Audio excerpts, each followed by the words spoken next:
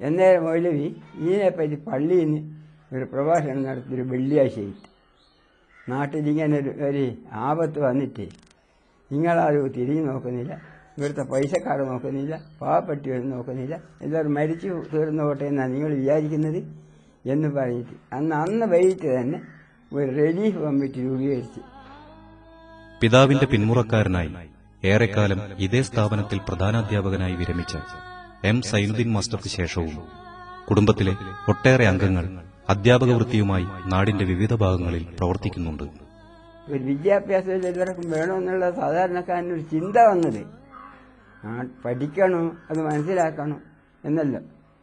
എന്നിട്ട് അതിൻ്റെ മുമ്പ് ചിലരങ്ങായ ഒരു പത്രമുള്ളും വായിക്കുന്ന ഹെസ്തേ സാധാരണക്കാരെ അത് നാട്ടുകാർക്ക് ബഹുവും വലിയ പത്രം വായിക്കുന്ന എന്നെല്ലാം പറഞ്ഞിട്ട് ഒരു പരിഹസിക്കലേ. മൂല്യാധിഷ്ഠിതമായ വിദ്യാഭ്യാസത്തിലൂടെ ഒരു ജനതയുടെ ആത്മസത്തയെ തൊട്ടറിയാനാവുമെന്ന ഉറച്ച വിശ്വാസമാണ് മൗലവിയിലെ അധ്യാപകനെ രൂപപ്പെടുത്തിയിരുന്നത്. അറിവും അക്ഷരവുമായി തന്നെ മറികടന്നുപോയ ആയിരക്കണക്കിന് ശിക്ഷമുഖങ്ങളിൽ ഈ തിരിച്ചറിവിന്റെ സൂര്യതേജസ്സു കണ്ട് അദ്ദേഹം കൃതാർത്ഥനായി. മതപഠനം പാഠ്യപദ്ധതിയിൽ നിന്ന് നീക്കം ചെയ്യപ്പെട്ട 1951 25 വർഷത്തെ സേവനം മതിയാക്കി കുറ്റ്യാടി അൽ മദ്രസത്തുൽ ഇസ്ലാമിയയിൽ നിന്നും മൗലവി പടിയിറങ്ങുന്നത്.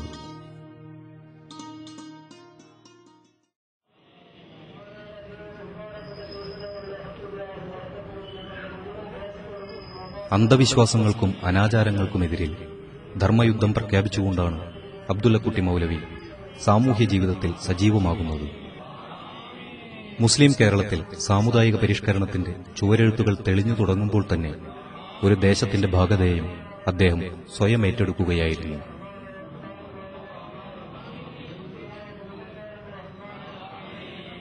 തീവ്ര യാഥാസ്ഥിതികത്വത്തിന്റെ നാട്ടുപെരുമകൾ സ്വാഭാവികമായും അബ്ദുള്ളക്കുട്ടി മൗലവിക്കെതിരെ സംഘടിച്ചു. അവരെ അന്ന് മൗലവി സാഹിബ് കൈകാര്യം നേരിട്ടിരുന്നത് രണ്ട് രൂപത്തിലാണ്. ഒന്ന് ശക്തമായ പ്രസംഗങ്ങളിലൂടെ, അത് മതപ്രസംഗ സ്റ്റേജുകളിലും അതുപോലെ വെള്ളിയാഴ്ച തോറുമുള്ള കുറ്റ്യാടിയിലെ ജുമാഅത്ത് പള്ളിയിൽ നടക്കുന്ന പ്രസംഗങ്ങൾ, അതുപോലെ വിജ്ഞാന സദസ്സുകൾ ഉണ്ടാകും പല രംഗങ്ങളിൽ, കമ്മിറ്റികൾ, മദ്രസ കമ്മിറ്റികൾ, പള്ളി കമ്മിറ്റി, അതിലൊക്കെ തന്നെ ആ ആദർശങ്ങൾക്കെതിരായിട്ടുള്ള ശക്തമായ പ്രസംഗങ്ങളും പ്രഖ്യാപനങ്ങളും നടത്തും. രണ്ടാമത് മുഖാമുഖം പരിപാടി.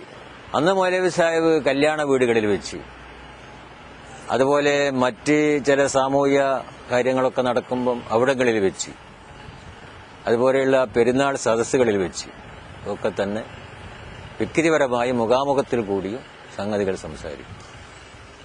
പിന്നെ അന്ന് ഉള്ള പ്രസിദ്ധീകരണങ്ങളുണ്ടായിരുന്നു, അൽമനാറ്, അതുപോലെയുള്ള ചില പ്രസിദ്ധീകരണങ്ങൾ, അൽ മുർഷിദ്, അൽമനാറ് പോലെയുള്ള മാസികകൾ, അതിലൂടെ നല്ല ലേഖനങ്ങളൊക്കെ ഉപരെഴുതാറുണ്ടായിരുന്നു.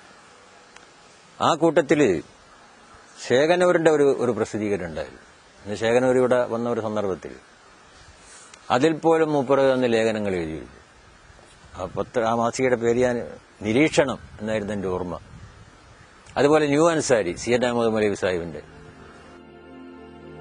മൗലവിയുടെ ധീരവും നിരന്തരവുമായ പ്രവർത്തനങ്ങളെ തുടർന്ന് വടക്കേ മലബാറിലെ ഇസ്ലാഹി പ്രസ്ഥാനത്തിന്റെ ചരിത്രത്തിൽ കുറ്റ്യാടിയുടെ സ്ഥാനം നിർണായകമായി തീർന്നു. യാഥാസ്ഥിതിക പണ്ഡിത വിഭാഗങ്ങളെ വെല്ലുവിളിച്ചുകൊണ്ടുള്ള പ്രസംഗങ്ങളും ലഘുലേഖകളും നിത്യസംഭവങ്ങളായി.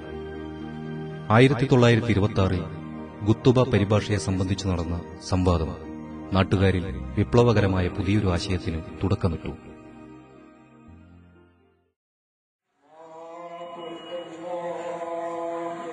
കുറ്റ്യാടി ജുമാഅത്ത് പള്ളിയിൽ മലയാളം ഗുത്തുബ ആരംഭിച്ചതും പെരുന്നാൾ നമസ്കാരം ഈദ്ഗാഹിലേക്ക് മാറ്റപ്പെട്ടതും കുറ്റ്യാടിയിലെ സാമുദായിക നവോത്ഥാനത്തിന് ആക്കം കൂട്ടിയ സംഭവങ്ങളാണ്. 1964 പഴയ ജുമാഅത്ത് പള്ളിയുടെ പടിഞ്ഞാറ് ഭാഗത്തായി സ്ഥിതി ചെയ്തിരുന്ന മക്ബറ പൊളിച്ചുമാറ്റിയതോടെ വെള്ളിയാഴ്ച തോറും നടന്നുവന്നിരുന്ന നേർച്ചകൾക്കും വഴിപാടുകൾക്കും വിരാമമായി. ജമാഅത്ത് ഇസ്ലാമിയുടെ വരവോടുകൂടി മൗലവി സാഹിബ് ജമാഅത്തിന്റെ വാക്താവായി തീർന്നു. ഹാജി സാഹിബിനെ കൂടെ കൊണ്ടുവന്നതും പ്രസംഗിപ്പിച്ചതൊക്കെ മൂപ്പറായിരുന്നു. ആദ്യം കുറ്റ്യാടിയിലുണ്ടായ ആദ്യത്തെ ജമാഅത്തെ ഇസ്ലാമിയുടെ ഹൽക്ക നാസിബും മൗലവി സാഹിബായിരുന്നു. അന്ന് ആ ഹൽക്കയിൽ ഞാനുണ്ടായിരുന്നു, ഞാനൊക്കെ പങ്കെടുക്കാറുണ്ടായിരുന്നു. മുഹമ്മദ് അലി അജിയും KC അബ്ദുള്ള മൗലവിയും ഇവരൊക്കെ ഞങ്ങളെ വരയിലാണ് വന്നത്. ഞങ്ങളെ വരയെന്നാണ് ഇതൊക്കെ ഉണ്ടായത് ജമാഅത്തിനെ പറ്റി.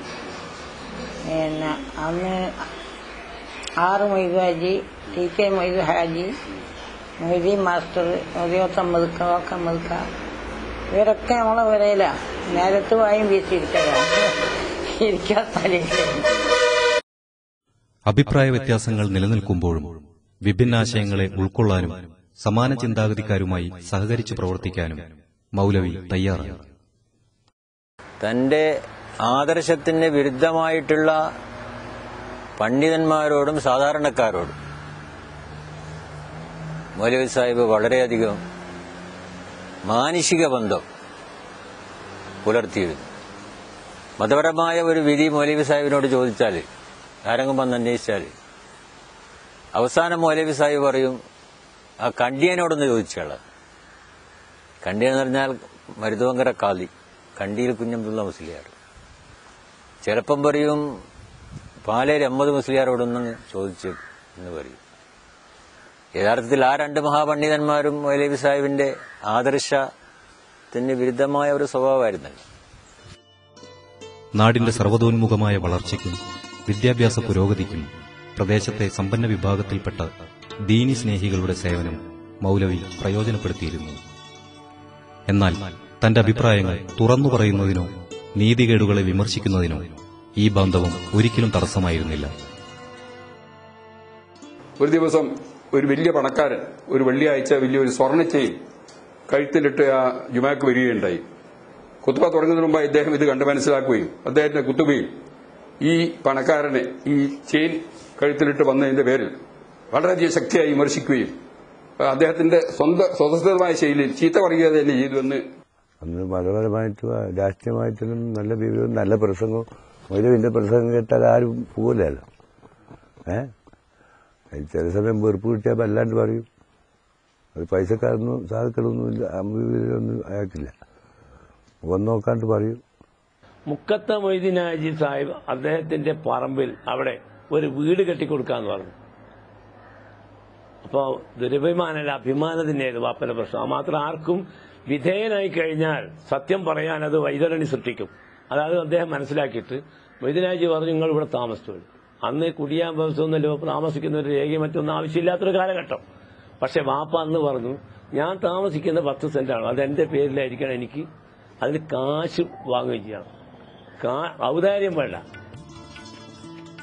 1939 കുറ്റ്യാടിയിൽ ആദ്യത്തെ കോൺഗ്രസ് കമ്മിറ്റി രൂപീകരിച്ചപ്പോൾ അബ്ദുല്ലക്കുട്ടി മൗലവി പ്രസിഡന്റും കുഞ്ഞിക്കണ്ണക്കുറുപ്പ് മാസ്റ്റർ സെക്രട്ടറിയുമായിരുന്നു.